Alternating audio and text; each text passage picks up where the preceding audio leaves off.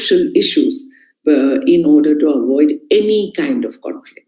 So what are they asking for? As I say, in a very loyal way, they want to make the aspirations and also the complaints of the people known. Because now, as we know, with the Victorian state direct colony, we have what do we have? We have the Viceroy. We do not have the Governor General anymore. We have the Viceroy and we have the Secretary of State. The Viceroy, who is both who represents the British Queen and the Parliament, and the Secretary of State, who is the intermediary. So things have changed. So this is how the Congress begins. Indianization of services, again, the same thing, raising the age of the civil services exam. They're asking for the civil services exam to be held in India, because you can imagine how many families could afford to send very young men to England, to stay, to get trained, because they had things like horse riding, which had almost no bearing on the Indians, but they had to train. I mention this because Aurobindo Ghosh was disqualified on the pretext of horse riding. Anyway, so they're asking for the age to be raised so that greater people get chance, and they're also asking for the civil services exam to be held in India and not just in London. So these are the demands. As you can see, it's not really very reflective of what the people are going through now. But since I've been asked to speak about the moderates, I don't know, how am I doing for time? Sorry. You are doing well, Nishita Di. Okay, thank you, Aditi. So what I haven't, I've been asked to speak on the moderates. What is happening is why are they moderate? They're moderate. They're called moderate leaders, which is the first, first leaders of the Congress, let's say, from 1885 till the time of the Surat split in 1907. The moderate leaders, why are they moderate? They are moderate in language. They are moderate in their demands. Why moderate in language? Which is what the extremists would criticize and ridicule. Their language is that of, we regret. We regret to say that, British administration is doing this, instead of saying, we accuse the British administration of doing this. Very interesting. And they have total faith in the British sense of justice. But an interesting thing, and this is a reading of Sanjay Seth, in using British sense of justice, their moderation, according to Sanjay Seth, is both, their belief is true, they're not denying that, but it's also a tactic. Instead of directly attacking, what are they saying? They're saying that Britain is not keeping up to its promises in India, and hence it is behaving in an un-British manner. Think of Dadabhai Naoroji's classic, Poverty and Un-British Rule in India. So last decades of the 19th century, there's a series of books coming out, Prafulla Chandra Rai, where, the question of poverty features prominently. Poverty, and as you all know, drain of wealth. Again, people have said, these people, all these leaders are not really concerned about the poor. Think of their status. They are alarmed if, there are demands for pro-worker laws. But poverty becomes a means to to constitute India as an economic collective. Think of why the East India Company comes. It comes to take part in the very lucrative Indian Ocean trade. It is the last to enter. It outdoes all. As you know, the Portuguese were the first to arrive, followed by the Dutch. But the Dutch, by the time the East India Company comes, they had moved, their interests had moved to the Malay archipelago and all that. So they fight with the French, who came after the Dutch, and they win. And they win over the French, and that is how their conquest of Bengal begins, and then the annexation of a huge part of India. So it was these were commercial and economic interests. So these moderate leaders are reconstituting India, but now this time as a bounded entity in questioning the poverty, through poverty. That's why drain of wealth, why the drain of wealth, the huge home charges, but they're also questioning, it's often forgotten, the huge cost of the army, the growing East India army. The conquest was through brute force, there's no doubt about that. It was the superior force of the Indian army, of the British Indian army. So they're questioning the huge expenditure on the army. They're questioning the massive home charges. They're questioning the fortunes, not so much, but the fortunes that the European officials are taking back, and hence the drain of wealth, because none of this is staying in India and it's just been taken out, and they're questioning deindustrialization. Because competition and what has happened with the Industrial Revolution from the first half of the 19th century is a change, total change in the relation between Britain and England. Britain had come to trade in India, and what they wanted were finished goods, textiles, luxury items, all that.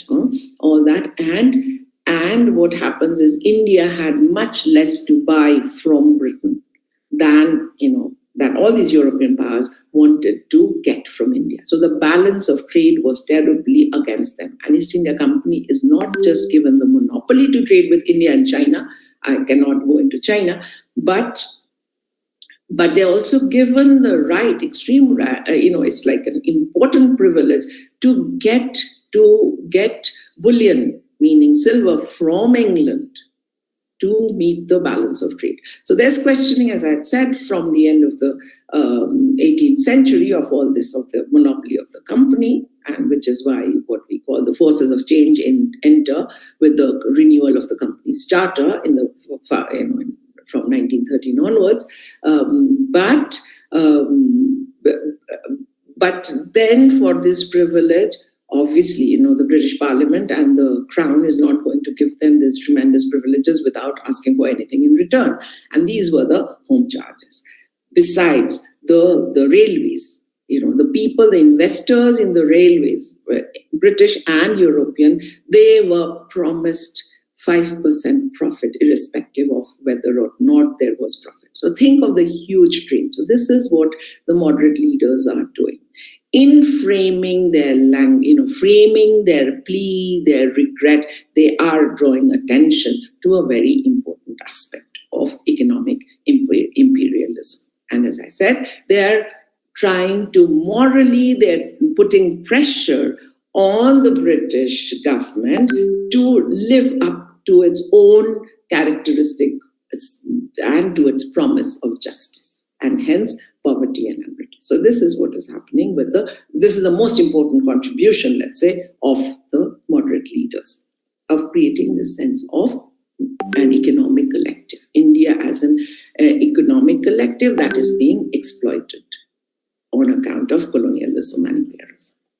First half of the 19th century, we know there's, Curzon comes, who's a thoroughbred aristocrat, absolutely no empathy. And the Bengalis by now, because it had begun in Bengal, empathy for the demands of the Bengalis. He is openly disdainful of them. His speech at the Calcutta University, etc. He thinks of partitioning Bengal. The idea came from Risley, remember, ethnographic commissioner, all that. He knew, because here, several years back, the lieutenant governor of Assam had mentioned the benefits of separating the eastern parts of Bengal and Assam as a lieutenant governor's province, but he had mentioned this, the numerical kind of difference between the Hindus and the Muslims. So Risley picks up on it very clearly. There's no doubt that administratively the province of Bengal had grown enormous in proportion, but there were other ways of doing it. For instance, what would have been very easy would have been to separate Orissa and parts of Bihar. Huge parts of Orissa, and the people of Orissa actually wanted to be separated, because Orissa, as you know, was divided between parts of it, a large part of it, the coastal districts and a large parts were under the province of Bengal. The part of Ganjam which is very close to Andhra Pradesh, was part of the Madras presidency. And the western part, Sambalpur, that part was under central provinces. So there was, people thinking of asking for, which becomes important much later. As you know, the state of Orissa comes into being prior to independence on the basis of language. It's a Bhasha Andolan that happens. Anyway, so there were very easy ways of reducing the size of Bengal administratively, but they don't go for that. They go for a separation between Hindus and Muslims. We shouldn't forget that. And while the anti-partition agitation, the first partition of Bengal, is going on, Curzon is actually touring the districts of Eastern Bengal. Curzon is touring the districts of Eastern Bengal, trying to convince the Muslim aristocrats of the benefits of a separate province where they would be the majority. And as you know, the Muslim League comes into being in 1906, headed by Nawab Salimullah. It has barely any existence now.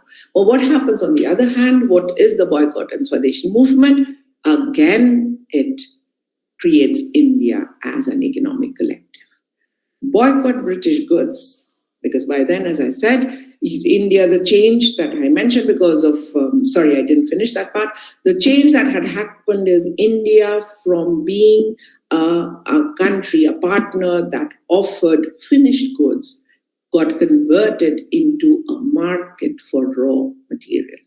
Cotton now is being taken from India, cotton and other stuff being produced on a mass scale in the factories of England, Lancaster, Liverpool, several other cotton mills, coming back to India, where the British have a captive market. And that is how many of the artisanal industries die out, because, as you know, cost of artisanal production can never match the cost of factory production on a very large scale. So this is the change that is happening over the 19th century. The change in total relations, economic relations between India and Britain. So Swadeshi movements then picks up this idea. First, boycott of British goods, but not just British goods, British institutions, schools, etc., and then Swadeshi. There are efforts, don't have much, they did not have much success, but some of them survived. National education. Why am I mentioning this? Because the boycott and Swadeshi movement actually anticipates many of the methods of Gandhian struggle, which is often forgotten. But what was its limitation? It was a totally bourgeois kind of movement. There was a lot of enthusiasm. I don't know if you know, Rabindranath writes series of songs, and one of those songs is actually the national anthem of Bangladesh.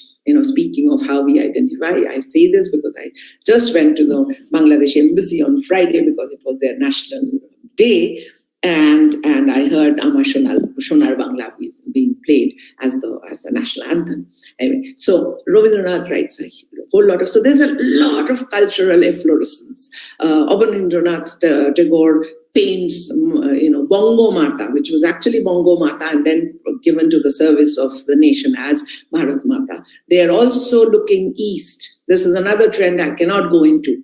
Beginning of the 20th century, let's look towards the east. So there's Pan-Asianism. There's a lot of cultural exchange with the Japanese artists who come. So they're, the fainter colors, the brush strokes. If you look at Abanindranath's original painting of the Bongo Mata, which became the Bharat Mata, you will see the influence of this Japanese school there.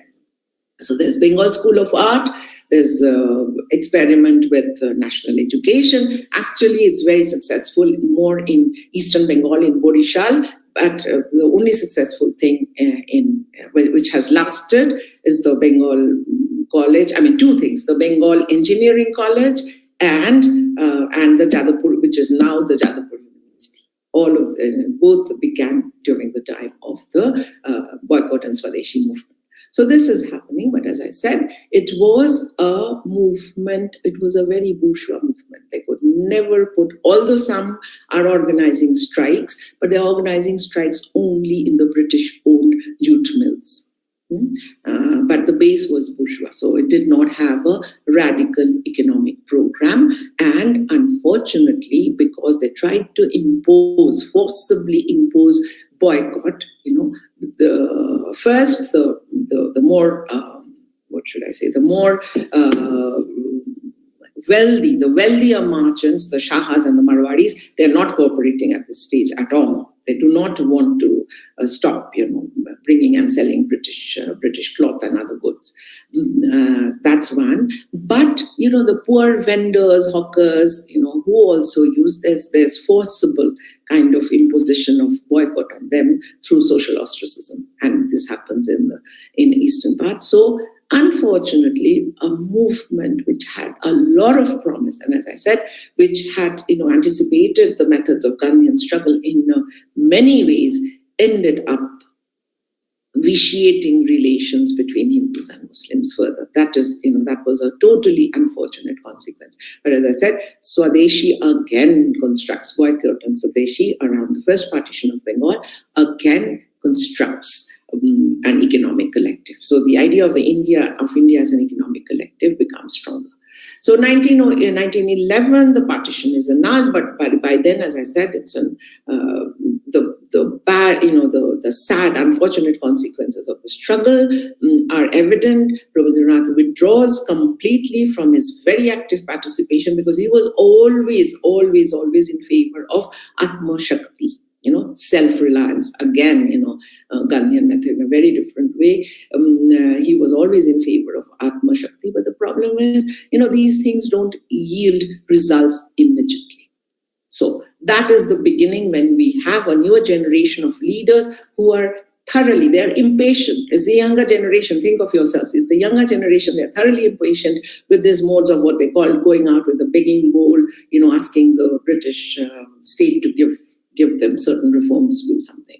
So they're totally impatient. They think of more direct, action. They think of the revolutionaries become very important. There are secret societies. Why are they secret? Obviously because of tremendous state repression. All this is coming into being. And the tensions, first regional tensions between different leaders, but more than that, tensions between the earlier generation and the younger generation becomes very clear. Aurobindo Ghosh, of course, comes and writes a whole lot of essays, New Lamps for the Old. He grew up in Baroda. He could not give public speeches in Bengali. So when we speak of identities, we have to keep that in the mind. But Bipin Chandra Pal, and as you know, Bal Gangadhar Tilak and Lajpat Rai of Punjab, they become more vocal, which is why we call the Lal Bal Pal combine. Lajpat Rai, Lal, Bal Gangadhar Tilak Pal, and Pal Bipin Chandra Pal combined. They are speaking about, as I said, one, they're speaking of freedom, which is interesting, political independence, which is very interesting, which the earlier leaders, Surendranath Banerjee, for example, did not believe in. And for them, boycott was a last resort also. Boycott was the last resort to repeal the decision to partition Bengal. For the younger generation, on the other hand, boycott is only the first step. Boycott British goods, boycott British institutions, boycott British schools, set up English schools, and then Swadeshi, Atma Shakti, grow our own. So it was only the first step. So there are huge differences in the way they think about also this movement. And this becomes clear. The leaders tried to control it. First it was to be held in Bombay, which was militant, so they move it to Surat. They pose Raj Bihari Ghosh, a wealthy barrister, as their candidate, and it's if you read the stories, first. What happens in our parliament also these days, nothing new, but it began in the first session. Verbal altercations, turned into throwing of chappals, and it came almost to fist fight, and the Congress session had to be stopped. The president stopped. But on the other hand, the extremists didn't really want a split They are speaking of negotiation, but Firoz Shah Mehta and Nauroji is by then is too old, but Gokhale, they are adamant. They don't want, they can't think of, they are not thinking of full independence, and they certainly do not want this methods of direct action. And the other indirect offshoot is many of these revolutionary societies, the Onushilan Shomiti of Dhaka, many, not all, but according to the verse Anli writes, Bhavani Mandir, they are falling back more and more on motifs, drawing upon the goddess Hindu motifs. That is another cause of tension, unfortunately. Why? Because if you think Islam does not believe actually in iconic representation. So when you are looking for something, as I said, the idea of the nation cannot only function on a discursive plane. You have to ground it in certain ways for the people to identify with it. And they come with the idea of the mother, of course, the motherland, hence Bongo Mata or Bharat Mata, and hence Bhavani Mandir. It's mother, and the mother who's in chains, mother who is in very bad situation, and we have to fight for the mother. That gives you the cause. And that's the story of nationalism also. But in doing so, when I spoke of the tensions of nationalism, in doing so, you exclude as much as you include. Right? You exclude as much as you include. How do you create this imagined community? So Swadeshi movement is very clear in that. Okay. So it ends up, although the partition gets annulled, the British decide that, no longer in Bengal. As you know, Calcutta was the capital from the end of the 18th century to 1911. They decide to move it to Delhi. Why? One, since the time of the independence, they want to show that it's a new government. Till then, they were still coining money in the name of the Mughal emperor. There was a halo of the Mughal empire, which, despite the fact that actually the Mughal empire had come to its ruins by the first decades of the 18th century, 19th century, 18th century, 1707, Aurangzeb died, so the first decades of the 18th century, but the halo of the Mughal empire continued. And the British were still minting coins in the name of the Mughal emperor because he was notionally the sovereign of India. So they want to make a drastic change and make the Indians realize that we are a different government. And hence, I don't know how many of you know, certainly in Mexico, people get confused between Delhi and Old Delhi, and New Delhi. Why New Delhi? New Delhi because they want to construct New Delhi as a proper British imperial capital. Again, we are destroying it, but think of the ridge, think of the civil lines, so that's when they move the capital to Delhi in 1911. Situation in turmoil. Now let me come quickly to Gandhi because otherwise I'll never be able to finish. I'm sorry. I was asked to cover so much, something I covered, let's say, over at least over 6 or 7 weeks in the semester in the course I give on One India in one lecture. Sorry. So you can stop me whenever you want to, and we can start the question and answer session. Please, I want it to be interactive, which is why I did have a text, but I'm not reading from that. So you can stop me when you feel it's too much, you can't take any more, or you're totally confused. So the situation of turmoil, there are other things happening. Annie Besant's home rule becomes important. Tilak starts his own home rule, 1914-15.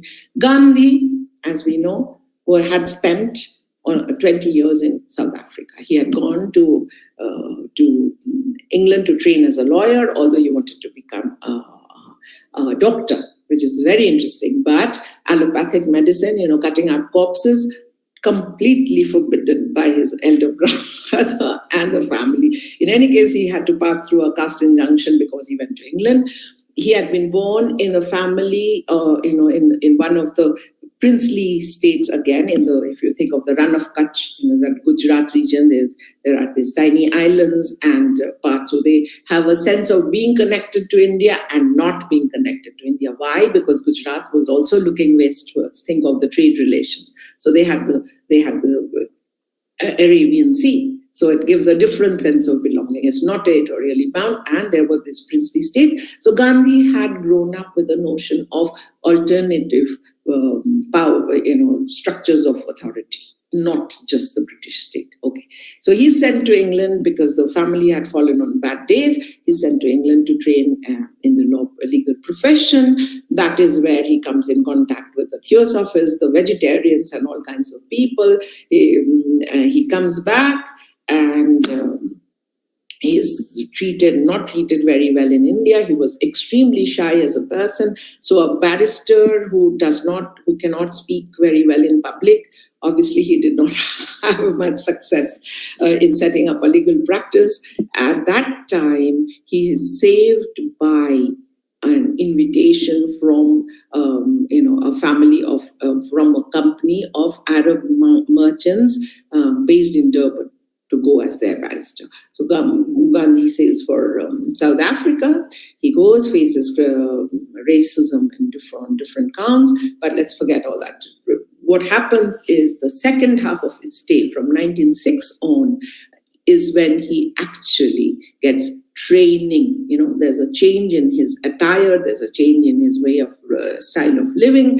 He takes the vow of celibacy, all that is happening. But there are very restrictive, stringent laws against the Indians there. There's disdain, there's anger against the very wealthy Arab merchants, Arab meaning, yes, Gujarati, Muslim of different denominations as competitors.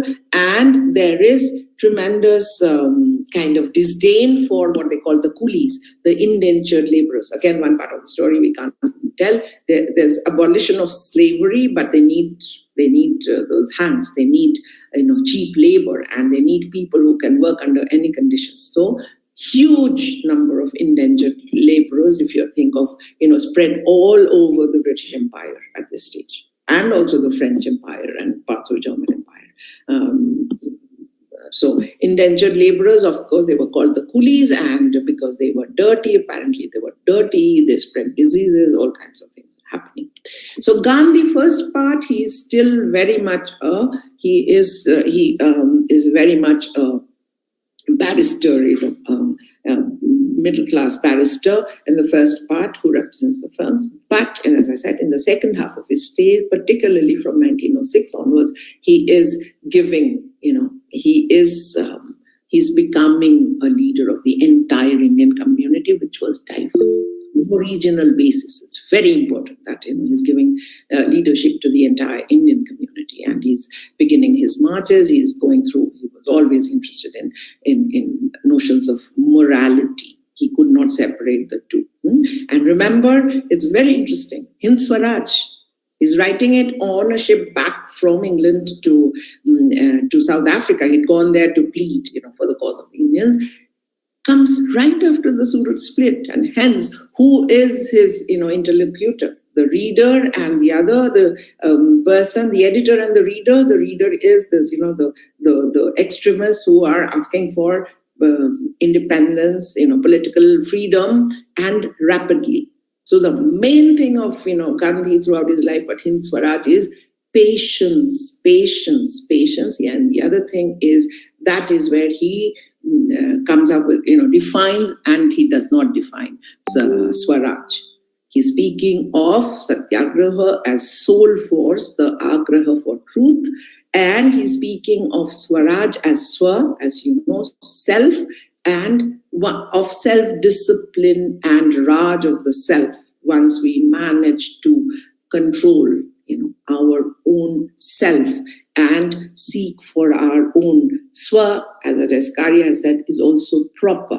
Is proper. Train the self in a proper way to arrive at the proper destiny. So this Swaraj, as you know, is totally different from the idea of political freedom. And Gandhi leaves it like that all through his political career. So Gandhi returns in 1915. There were obviously stories about him, we do not know all these families of, the indentured laborers and others who are in India. What kind of stories of Gandhi, they heard?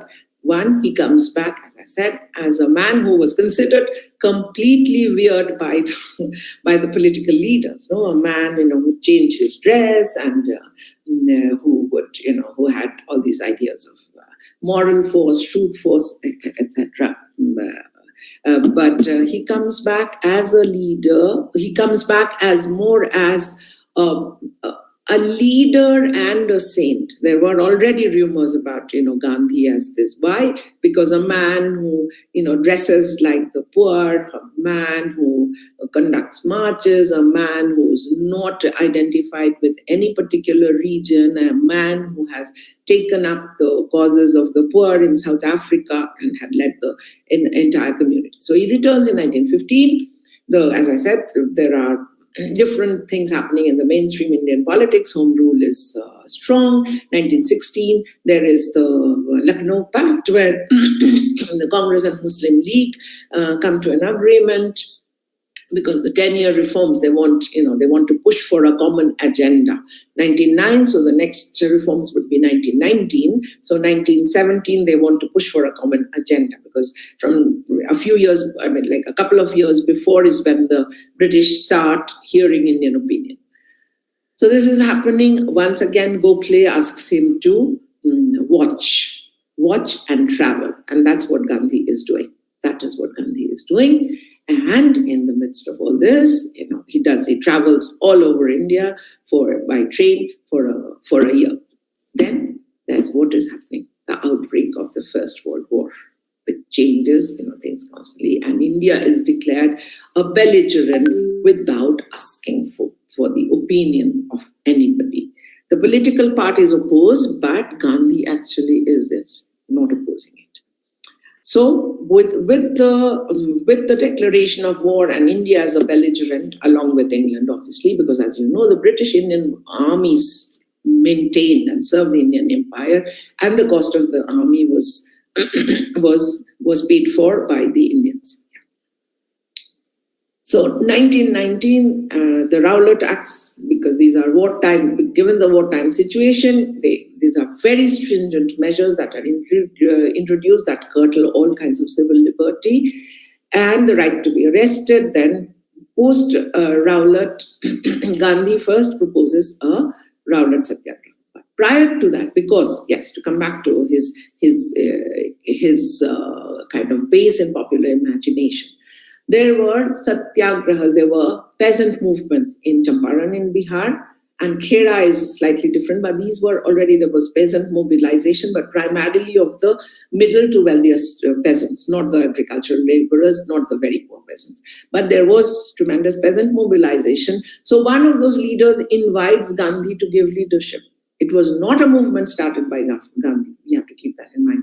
And what is the other method? Gandhi always wanted to work through very selected group of volunteers who were, according to him, true satyagrahis. He did not believe in a huge master. He couldn't trust, let's say, the masses in that sense. But work through this group of cadres. But it's true that both cases, more in Champaran, Gandhi is invited to offer leadership because, as I said, because of the reputation he already had among certain groups of population. Bardoli, again, it was through his, it was more his state. It was Gujarat, again, wealthier peasant, and he mediates in a worker strike in Ahmedabad. So, as I said, although he wanted to work through his select group of true volunteers, true satyagrahis, and he was always ready for negotiation and compromise, the fact that here was a leader who picked up, on no-end campaigns or fight of the workers made him very different, made him totally different from, as you think, the things the Congress and other leaders were asking for then.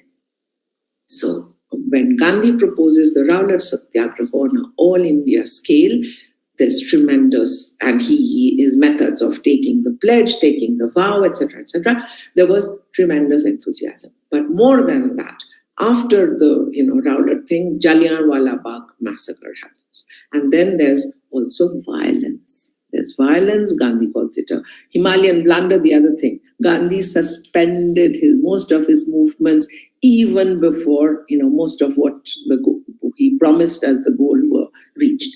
But post Jallianwala Bagh, he now comes to the Congress and gives the program of a joint thing of Khilafat and non-cooperation, or Sahyog, because Khilafat, the end of the war, the tremendous, very stringent kind of terms imposed on Turkey because it was the vanquished power. The Khalifa was thought of, was the Sultan, but was also taken to be the spiritual head, because Turkey, those regions had the sacred places of the Muslims. So Gandhi was very active in the Khilafat committee. Again, we cannot go into that story. There was a younger generation of leaders who were more radical. So Gandhi, the Ali brothers and Ansari and all. So Gandhi proposes this joint plan of Asahyog, but first Khilafat and Asahyog.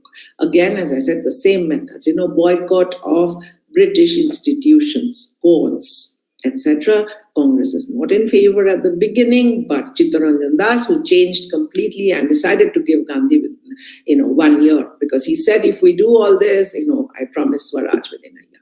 So given Gandhi's reputation as partly a saint, and a leader, and a leader who thought of the poor, this idea of Swaraj, was idea which was never defined, generated tremendous enthusiasm. And the other thing Gandhi did was also, the Congress had already established district level committees, but Gandhi now wants to make the Congress, as widespread and as widely based as possible. So he takes it down to the level of the villages, if possible, and he introduces something called the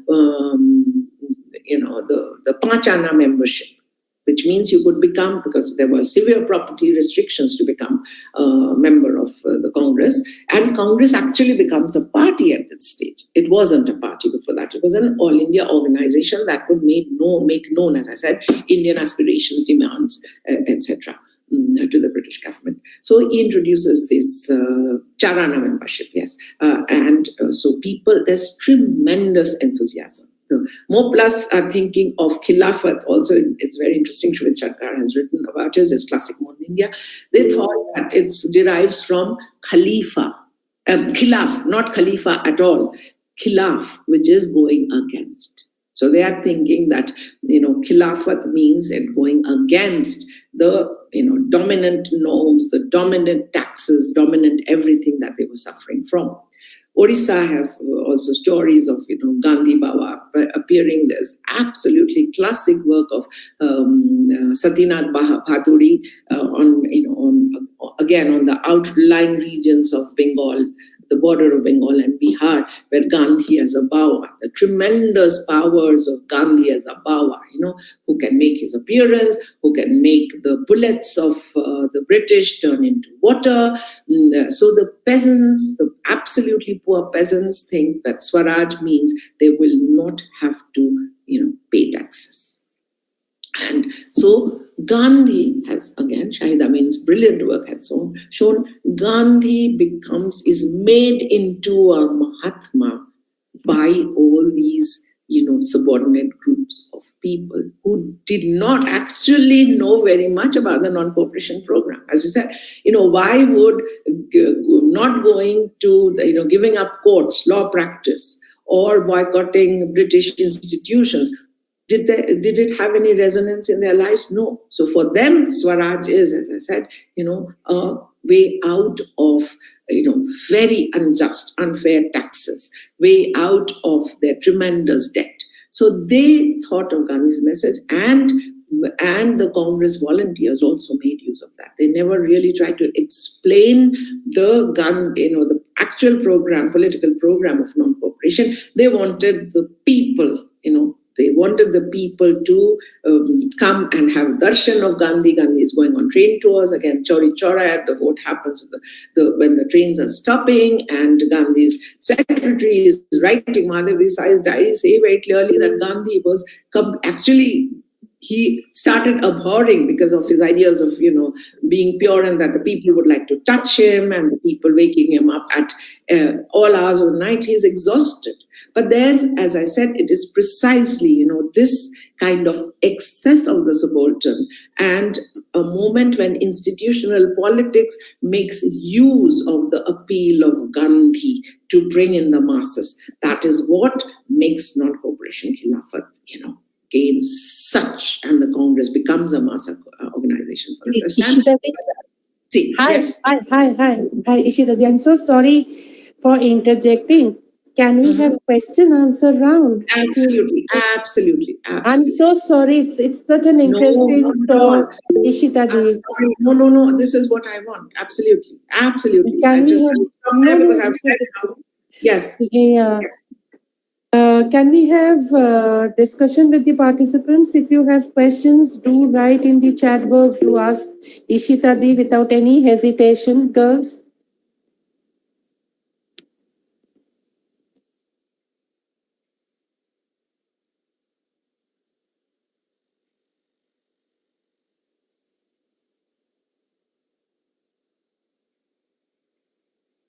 Don't feel shy. As I said, I wanted it to be interactive. So even Ishita Di, I wanted to be interactive. I don't know why they feel shy. Generally, they don't. There are questions. I think if you can read them out, please. No. There Yes. are questions. Yeah. Man, which text shows the reality of? I couldn't read it completely. Please ask your questions, right? Rather than writing. Please ask your questions. Please don't follow the protocol or decorum. Please ask your questions. And please turn on the video, please, because otherwise I'm just looking at a blank screen with initials. I was trying to do that. Mm-hmm. I have raised a hand. So please check who's raised a hand. It's Roshni Verma and Arpit. Yes, there are people who are. Yes, so please come on and ask your questions rather than raising. Yeah, Roshni. Good morning, ma'am. As per your timing, we are having a good evening right now in our country. So, actually, can you please elaborate the role of Jinnah during the partition of India? Okay, fine. So, very briefly then, as I said, as you think, the idea of imagining, makes it extremely vast. Second, the policies of the British rule had classified, categorized Indian society in very particular ways and turned social identities into political categories. And the promises of colonial rule, as I said, none of the parties could rise above that. So what happens is there's tremendous groundswell also from civil disobedience, but more Quit India, where all Congress leaders are put in jail. But 1937, and the British are promising elections. Jinnah and the Muslim League had collaborated very closely with the Congress. So what happens is Congress wins, majority in most of the provinces, and it is so confident after the 1935 Act that 1937 it forms government. It does not pay attention, unfortunately, to the fact that it had not won in none of the Muslim majority provinces, meaning Punjab and Bengal. So when Jinnah thought, since he had collaborated very closely with the Congress, that once the Congress forms a ministry, the Muslim League would also have some participation there. But the Congress by then is kind of, as I said, is a major mistake which Congress leaders also mentioned, is so kind of enthusiastic about its own victories, they rule out Jinnah's offer of collaboration completely. They say that no, if the Muslim League leaders have to join, they have to, like Muslim League in United Provinces would have to be disbanded, and they join as Congress members. So that is when Jinnah, realizes what was their demand. We blame the Muslims. It's not just the Muslims. There were the Dalits were tremendous. As I said, how do you imagine? There were tremendous tussles. There were tremendous tussles. There are some people for the Congress and many other parties, political independence at any cost, and then we sort out our troubles. For many other leaders, not just Ambedkar, many others, no, we have to decide on the shape independent India is going to take. And see, it's the same tension that governs. So what happens is that Jinnah is not speaking of territorial division. He's saying the Muslims form a nation in the sense we want equal rights, we want equal representation. Because we do not want to be dominated by what they thought of was a Hindu Congress. There's an idea of consensus, there's an idea of representation. So these ideas could not be, unfortunately, be accommodated. And that's the idea that is the trouble with the idea of the nation state also. As I said, it excludes as much as it includes. It tries to impose certain dominant notions. And the British, by then, end of the Second World War, the US comes in a very major way, and they wanted, there's tremendous growth of feeling, worldwide anti-imperialism. So the US is pushing Britain to give up in India, and Nehru had started participating in the anti-imperialism leagues. The idea of self-determination of nations become extremely important. Not just important, it's extremely accepted in the international community worldwide. So this idea of self-determination then comes to be the problem, and the British say that, you see, we had maintained all along that India is not a nation because there are differences in language, there are differences, all that, religion, etc., etc. That's what happens because and Mountbatten suddenly decides to move the date forward by 6 months. So the question is does that mean that the partition was inevitable? No. But does that mean that that there were not roots of partition? No. Partha Chatterjee says this does not mean, yes, the British had categorized identities, in very clear ways. By this time, you have the Hindus, Muslims, Sikhs, hence the madness in Punjab, but people didn't know how to react. In Bengal also, the direct telephone state. But the tragedy is that the aspirations about the new nation and the imaginings of self-determination could not be accommodated within the contours of one territorial space. So the idea of Pakistan was an idea very much based on the region of where Islamic sense of justice is not territorial at all, and Jinnah is opposed to it till the very end. He's saying he doesn't want a moth-eaten Pakistan. The Hindu Mahasabha in Bengal, on the other hand, and most of the leaders, they are saying no. Again, they don't want to be a part of a Muslim majority province. So there are all these things going on at the top level, unfortunately. As people have said that, the decision over millions of people were taken by very few.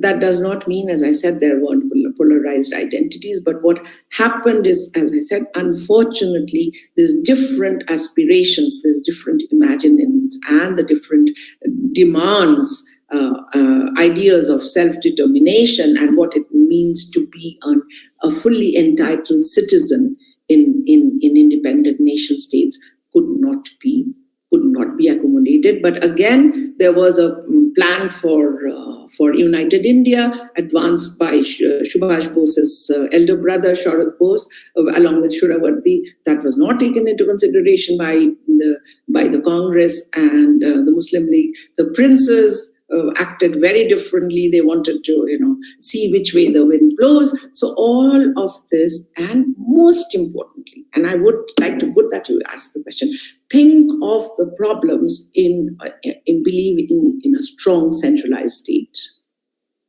There's tremendous fight over the notion of autonomy, and again, which is a problem that remains in India. Center-state relations. It is a federated structure, but everyone believed in a very strong centralized state, and that caused, as I said, that caused tensions that could not be accommodated. So, yes and no. I grew up in Kolkata, right? So there were loads of people, and my parents were academics. So loads of the constant, people would come from different universities of Bangladesh, and they would say, "We didn't want the partition." And you would get similar stories also. And so then we would ask as young girls, so who wanted the partition? And my parents would say, we don't know. It was probably, the Congress's urge to, for political independence, the Hindu Mahasabha's urge also for political independence, but separation, and the Muslim League, changed stance at the last moment once they realized that, their idea of being, and fully entitled citizens of India is not going to work out. That it was a confluence of circumstances at a particular moment, which could have been very different, and hence the madness. Nobody knew what was happening. Think of the tremendous violence.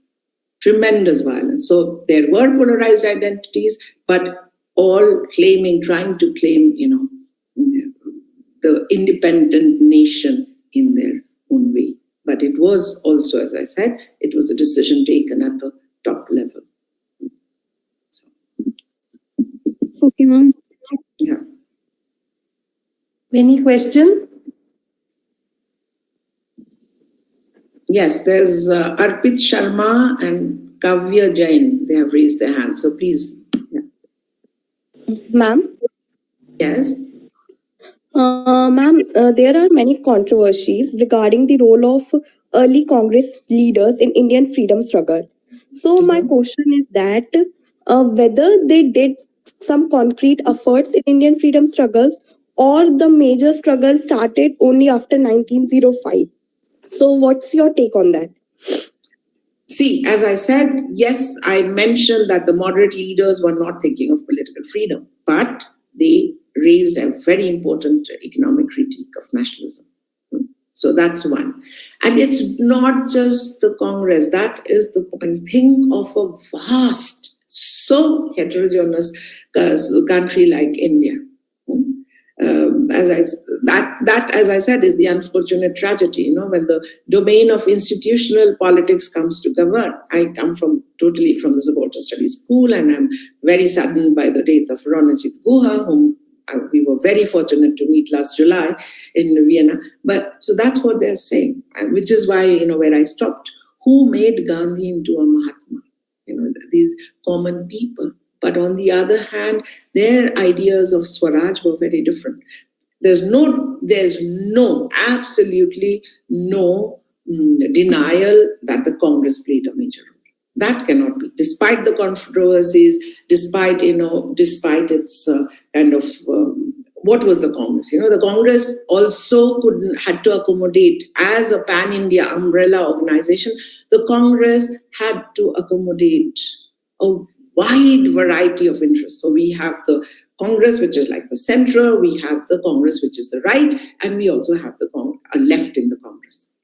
Subhash Bose, Nehru to a certain extent, socialist, Congress socialist. So the Congress had all of that. And what was the fight? You see, if the Muslim League claims that the Congress is not a true representative of the Muslims, then the Congress by default becomes, a representative of the Hindus. And the Congress cannot accept that in principle. That becomes a major struggle because it always wanted to be a part, it becomes a party that represents all of India. So, yes and no. There's no denial that, but there were several other currents. Because of Gandhi and nonviolence, we forget the role of the Hindustan Socialist Republican Army, who had a clear goal. The Bengal revolutionaries in 1906, they're very young and they're very mature, and they think that the British are so few and we are so many, so we can just kill them off. So they didn't really have let's say, a vision. On the other hand, Bhagat Singh and Chandrasekhar Azad is a Hindustan Socialist Republican Army. We should not forget that. But then this terrible, this tremendous state repression. And Gandhi did not really lend support, as you know, so that Bhagat Singh's hanging could be stalled. Did not lend support. By the time of Quit India, all the Congress leaders are in jail. There's tremendous groundswell. Despite the tensions, one thing we should not forget is that by the 1940s or late 1930s, anti-British sentiment is extremely strong all over India. So, and the other thing is Subhash Bose is often, forgotten. Think of, and he's been, discarded for, trying to ally with Hitler. Germany, he didn't get much support. His idea was to ally with the enemies of England, to put it in the Indian National Army. We forget it. Indian National Army. I'll tell you why. It's headed. Who are the three commandants? One Sikh, one Hindu, one Muslim. Not just that. It has a women's wing with the prisoners of war, with the prisoners of war, etc. But not just that. Once the Indian National Army reaches Imphal, and then it fails, and nobody, mostly, his death in a plane crash is no longer believed. Forget it. But its impact within the British Indian Army, we should not forget that. Think of the rebellion in the British Navy. And there are reports, which my mother as a historian has said, when the British are saying now that the army, which is our strongest pillar, has gone against us. So there are all these currents. And that, as I said, despite the tensions, anti-British feeling was extremely strong. And the Royal Navy, the rebellion within the Royal Navy is when, the British, Churchill, as you know, as a hardcore, he did not want to let go of India. Because he had said that, England would be nothing, and England has become nothing, once they realized that they could not keep India any longer. So it was a conference. One cannot deny the Congress's role, absolutely, although, as I said, I have indicated many of the tensions and the limitations, but there were all these other things. One cannot also deny the anti-British sentiment, which is why, the radical groups, the Adivasis were not as assertive as many of the groups of Dalits and lower caste. They decide to, the radical groups actually, towards the end, they decide to work with the Congress, not the communists, because they also say, okay, independence first, and then we will see how we want independent India. But as we know, the ones who said that let's first figure out how we want our independent India were in that sense right. So these are, as I said, these are the tragedies and the tensions that reside in the idea of strong centralized state. So we have to actually start rethinking and not start with the notion of a strong centralized state. Gandhi's idea, as you know, was totally, which was completely absurd according to the leaders. Nobody took it. But his thing was self-governance from the lowest level, from the villages. So totally decentralized structure. But unfortunately, we rally around. We do not question the idea. Although there are, several states that are restive, they ask for autonomy. But we haven't managed to question very strongly all the pressures, all the violence that the notion of a centralized state exerts.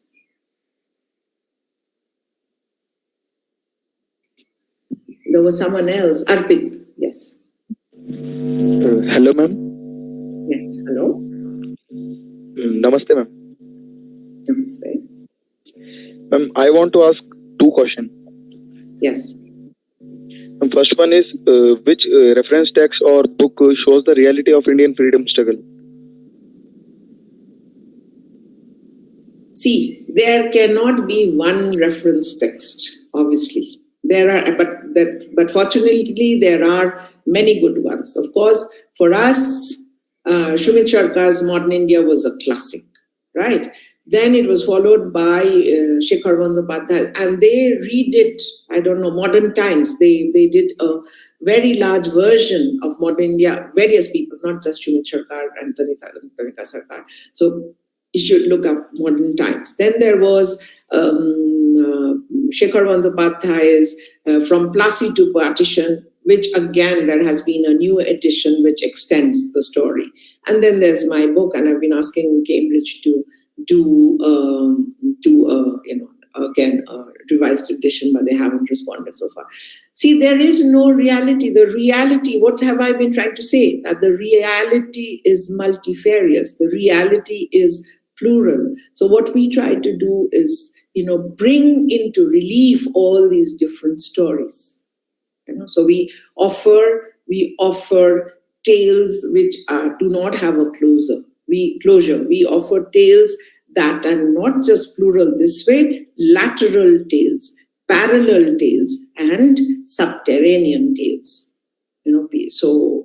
So that is how you have to think. As I said, the moment you say it is imagined, some people, you have to give people the power of imagining interpretation, and the fact that many had also the right not to identify with the idea of the imagined community. Because it's one, as I said, it excludes. In constructing that imagined community, perforce it excludes. So, but we have to keep in mind the different tales. Your second question? At the time of when freedom struggle is going on, who is more effective, Subhash Bose or Mahatma Gandhi? See, as I said, Mahatma Gandhi had a tremendous mass appeal. And I gave you the reasons, which is why read Shahid Amin of Gandhi as Mahatma. Read Shahid Amin, he says how, and because you won't be able to read Shatinath Bhaduri's, Dharohar Charit Manush, but I'm sure there would be texts in Hindi also that speak of Gandhi. Subhash Bose and Gandhi, you see, it was a clash of principles. One, he was a younger generation, but two, Gandhi does not believe in violent struggle. And Subhash Bose's idea is totally different. But it is true, and it's not Subhash Bose. We think that it was a tragedy that Chittaranjan Das died at such a young age. It was he who had made Congress agree to Gandhi's program. And he was a leader, he had the Bengal Pact, who had a tremendous capacity to get people to come together and work together. The Swaraj Party. So there's no, you cannot compare that way. Don't think of just leaders. You have to think of the appeal. Subhash Bose had a very different kind of appeal. His socialist ideas. He also had, certain reconstructive programs like Gandhi. But Gandhi as the Baba, Gandhi as a saint, that of course Subhash Bose could not have. But on the other hand, as I said, the revolt within the Navy was a kind of a direct impact of Azad Hind Force and Subhash Bose's influence. Yes. One more one, please. Okay. Like Germany and Japan, does foreign powers have their role in Indian freedom struggle? Indian freedom struggle, yes, the revolutionaries were in touch with not just the foreign powers. Yes, they were in touch. They were in touch. With Germany and Japan, and as I said, the Azad Hind Force was, and they would go to learn the techniques, of making bombs to several countries. That we have a story of that. Think of the Gadars. Think of the Gadars in the US, the Komaga Tamaru. So yes, they do. But what happened was, till the time Japan suddenly surrendered, the British were extremely scared that Japan is actually going to come in to India from the northeast. In Bangla, we had a doggerel that went, and this, I knew it when I was growing up, that, it went Saregama Padhani, and the bomb pheleche Japani. The Japanese have dropped a bomb, and inside the bomb there's a cobra. Bomer bhetor keute sharp, and the British are saying "Bapre bap," kya karenge? Is that so? These were, even in Bengal, there was this sense that Japan is probably going to. Why just Bengal? The eastern part of India, that the Japanese are going to come in, and that would help India's independence. Not that the Japanese would probably actually support, but that will certainly weaken British rule in India. So yes and no. Yes, Thank you. actually, yes. Yes. Thank you, ma'am. Archana Gupta. Yes, ma'am. Good evening. Yes, ma'am. I am audible. Yes, yes. Okay. So, ma'am, now you said that Mahatma Gandhi played an important role in freedom struggle. Yes, it was. But when Clement Attlee came in India, then anyone when asked to why he left to India. So, man, that means who played an important role in this. So he said that Gandhiji played a zero role, and because of this, why they left India, that played an important role because of Bhagat Singh. Oh, sorry, Subhash Chandra Bose, and because of his role. So, ma'am, what is your views? You cannot judge. As I said, there are always. Please pay attention to the several different tales. Everyone contributed in different ways. So it's not Gandhi or Subhash Bose. Let's forget, it's the same thing going on in India. Let's not think of leaders. Let's think of first, the let's say what the parties stand for. Do they stand for open high hatred, violence, or do they stand for other things? And what are important issues? And as I said, that is why I give greater credit to the people who wanted to rebuild India, independent India, in a different way. Deal with poverty, deal with healthcare, deal with caste oppression, deal with the marginalization of different minorities, the tribals. We forget them continuously, right? So, but as I said, political independence became, because of the groundswell of anti-British feeling, and because of the worldwide opinion of, as I said, the importance of self-determination of nations at this stage, because of the tremendous change in, India-Britain relations in the interwar period, all of them. But everyone played a role. As I said, Gandhi, of course, played a very significant role in the way he could bring in the masses. But we should not forget that because of there has been a projection of the freedom struggle only through Gandhi and nonviolence, where we forget all these other people. A nonviolent trend, and as we know, there were events of violence continuously, is bound to happen. Gandhi suspended Chauri Chaura, but you see, why did the peasants do that? Because the police, the state was still distant for very many people. The police were the most hated presence of the colonial state in the everyday lives of the ordinary people. We should not forget, as I said, emotion, passion. So apart from the fact that most of the Congress-led struggles had incidents of violence, Quit India, Gandhi is saying do or die because he knew the pulse, he knew the people were ready. And all the Congress leaders were put in jail. He said, act according to your own conscience. Act as, but he's also saying do or die. So there is, yes, with the, that is the problem. As I said, if we forget all the different tales, you tend to focus on one and valorize that person. No, there were always, all along, there were several currents. Even within the top level leaders, when they're first thinking of motherland, mother Bengal leaders, they think of it, they imagine her or they construct her differently.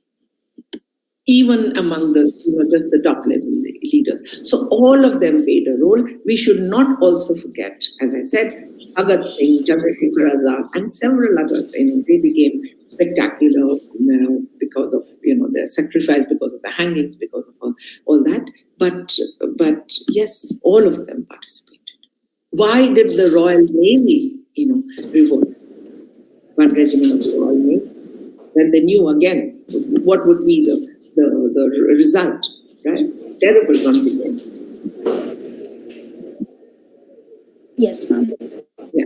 Thank you. So, we have to keep in mind these several tales. There is not one fact. I said multiple tales, plural tales. India is a composite culture. India is composed of different currents flowing in from time immemorial. Think of the Greeks, the Scythians who had come, and all the others would come through the northwestern passes. So it's always been composite. So please, let's keep that in mind. Our rich heritage is because of that confluence. So, that is the only thing we can do as students of history. Give full kind of credit to all these pasts, to all these, different trends that exist. There is no one single story, which is why I say in my book, when they said the history of modern India, I said, I'm not going to write the history of modern India. There cannot be, the history of modern India.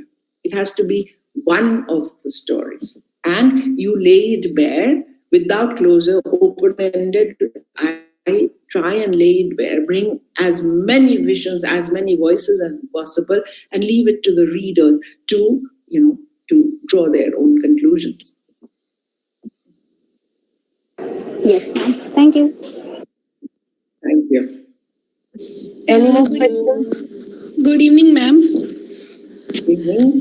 Ma'am, as we know that at the time of non-cooperation movement, Gandhiji wanted that both the two major religion of India, Hindu, Muslim, are joined together, and they doing freedom struggle against the British rule. But ma'am, why?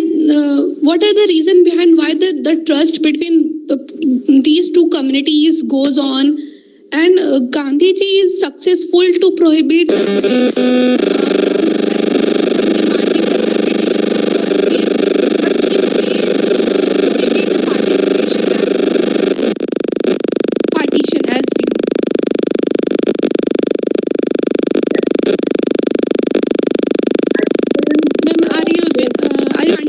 what I'm asking you?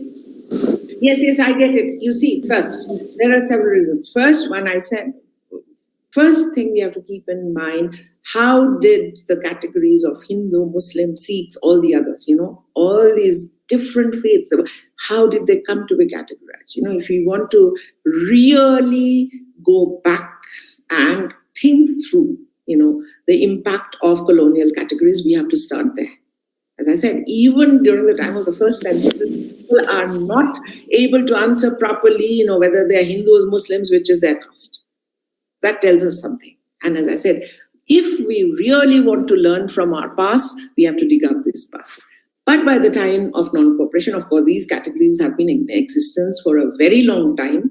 The Muslims have been marked out as a minority. See, it is again very unfortunate. Like the Swadeshi movement, which began with Raksha Bandhan and people marching, it ended up vitiating Hindu-Muslim relations. The same thing happens. First of all, as I said, Khilafat was a cause that only a few Indian Muslims could relate to. Because think of the poor, yes, the aristocrats, yes, Khalifa, which is why the Moplas are thinking of Khilafat as coming from Khilaf. They do not identify with the Khalifa at all. But what happens is, this is a totally unfortunate consequence. With even Gandhi did not think, that way. The moment you join, Khilafat and non-cooperation as a Muslim cause and a Hindu cause, you are, as I said, unfortunately, without meaning to, making a clear separation. This is Muslim, this is Hindu. It's very unfortunate. As I said, Gandhi did not think of it that way, and totally unintended consequence is, more importantly, the suspension, the sudden suspension of the non-cooperation movement. Second, the terms of the treaty. Kamal Pasha first, and then Kamal Pasha comes to power in Turkey and he abolishes the Khilafat. So it's tremendous turmoil, but it's primarily also the fact Gandhi need not have, he should not have probably, but he was true to his own moral force. Because my mother is also a historian, and he thinks that Gandhi caused tremendous harm by suspending the non-cooperation movement, because that was a time when the nation, it was really a mass mobilization, and the nation was totally, yes.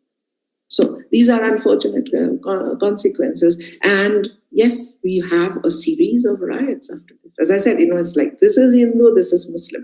And what happens is, you forget all the others. The workers are tremendous, are very important here. Communists are very, very important in the trade unions.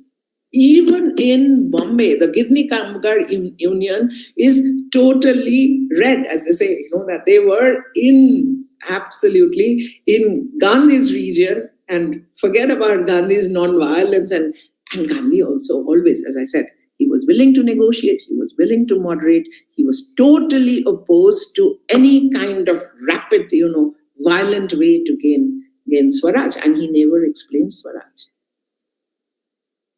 And it's precisely, these are the messiness of social lives. It's precisely because he did not explain Swaraj properly, and no one could, think of it, each and every individual according to his own soul force.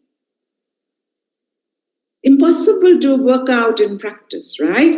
But that is what gave it. That is what made Mahatma the Mahatma, Gandhi the Mahatma. That is what, this tremendous, for the first time, Congress actually manages to pull in people, very ordinary people from all over India. The aspirations are very different. They think this is Swaraj, and the Mahatma has, or the Baba, actually he's called the Baba or Baba, more than, it has tremendous powers. He has supernatural powers. You look for these stories, they're everywhere. I worked on Orissa. Orissa has it. Bengal, of course, has it. I gave you instance that this one cites this. Shumit Sharka cites about the Moplas. Look into your own region. We are losing these because, it's like 75 years, but yes. And why does Gandhi get assassinated? Precisely because of the fact that this man is trying to keep us together. This tells you. That it's not just the Muslims. This tells you, why is Gandhi getting assassinated? He shows tremendous courage going to those riot-ridden areas. I'm not, if you ask me, I'm not an admirer of Gandhi, because I also see this, impractical sides to it. And I also think that I think that he tended towards being authoritarian, in the sense that he felt that his notion of, soul force or truth was everybody's, should be everyone's, right? But Gandhi also did several other things. He was a father, as I said, who wanted, he always wanted to be a doctor, who played the role of a mother in the ashrams, taking care of the sick members. He would prepare their diet. He would tell them what to eat, not to eat. And what did the women do with that? Gandhi again didn't want the women to come to the role of taking decisions. top leader, no. But he valorized women for their capacity of endurance, of sacrifice, of suffering. Clear. But what do the women do with that? So it's not Gandhi. On the one hand, Gandhi is a constant construct by different groups of people in different ways. But because he is a construct, he has such tremendous appeal. Very different ways, which is why I'm saying we have to insist on the heterogeneity, the plurality, not just the multiple, the layered also, and the lateral. So as students of history, we have to struggle with it. And that is the challenge, but that is only how we understand what the processes of the past and relate it to the processes of the present. Thank you. I think I have to stop now soon because it's very Yes. I haven't had breakfast yet, so I'm so sorry, Ishita Dey. We've been taking your time. No, you see, I agree because we are passing through such a critical juncture. I think we need more and more conversations like this. And as I said, it's up to you, the younger generation. Please, think, reflect, consider, and let's let's be ethical about history, about ourselves, but also true to the history in the sense of these are varied processes, as I said, several, very varied. Don't forget the multiplicity or the plurality. I also heard similar tales from my father, Ishita Dey. Mm-hmm. Yeah, I also heard that from my father.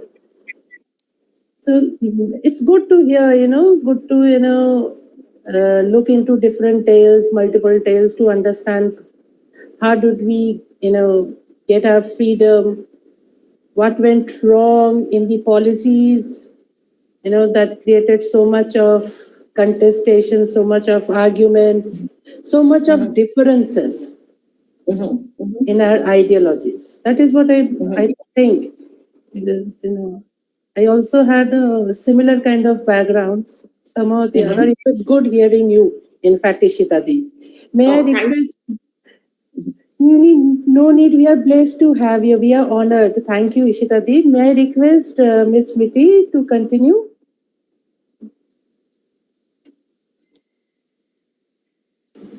Thank you so much, ma'am. As a student who is studying about how India became independent, and me especially being interested in modern history since past few years, it has really been enlightening for all of us. Thank you so much, ma'am.